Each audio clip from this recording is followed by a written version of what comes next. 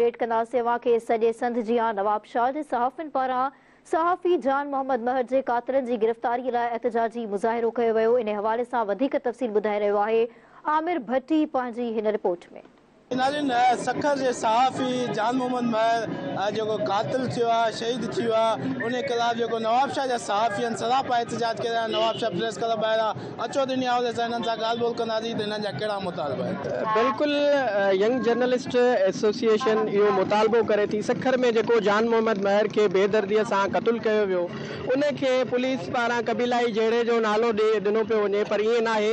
जान मोहम्मद महर जो जेको क़तलु आहे उहो को कबीलाई जहिड़ो न पर खुलियल दहशतगर्दी आहे, छाकाणि त जान मोहम्मद महर हमेशह मज़लूमनि जो आवाज़ बणियो, हुन हमेशह मज़लूमनि जो साथ ॾिनो।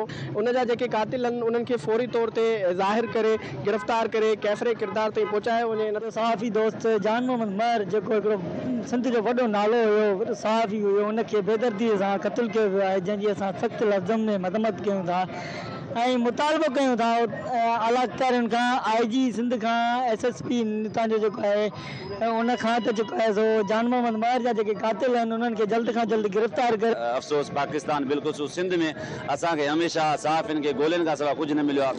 हक़ सच खे दॿाइण जी हमेशह कोशिशि कई वई आहे। हिते जेको नाजाइज़ी आहे उहो रोज़ानो वधंदो थो वञे। असां IG सिंध, SSP जेको सखर आहे ऐं DIG सखर खे अपील कंदासीं त हीअ जेके कातिल आहिनि हिननि खे फिलफौर गिरफ़्तार कयो वञे। सखर SSP पारां जेको हिकु क़तल खे रंग ॾेई, ज़ाती दुश्मनी जो रंग ॾेई उनजो खून लोहण चाहींदा, असां SSP खे ॿुधाइण था चाहियूं तूं केॾी बि कोशिशि कर, पर सहाफ़ी जान मोहम्मद महर जो जेको खून आहे उहो कॾहिं बि रायगा न वेंदो। सच लिखण ते वॾे में वॾो एतिराज़ सियासतदाननि खे जेके उतां जा करप्ट माण्हू आहिनि उन्हनि खे ई थींदो आहे। सो असां जुडिशनरी इंक्वायरी जो मुतालबो कयूं था ऐं चीफ ऑफ आर्मी स्टाफ ऐं ॿिया जेके वस वारा इदारा आहिनि उन्हनि खां मुतालबो कयूं था त जान मोहम्मद महर जी जेका शहादत थी आहे उनजी जांच कराई वञे ऐं उन जा कातिल जेके बि आहिनि उन क़तल में जेके मुलविस आहिनि उनखे कैफ़रे किरदार ताईं पहुचायो वञे।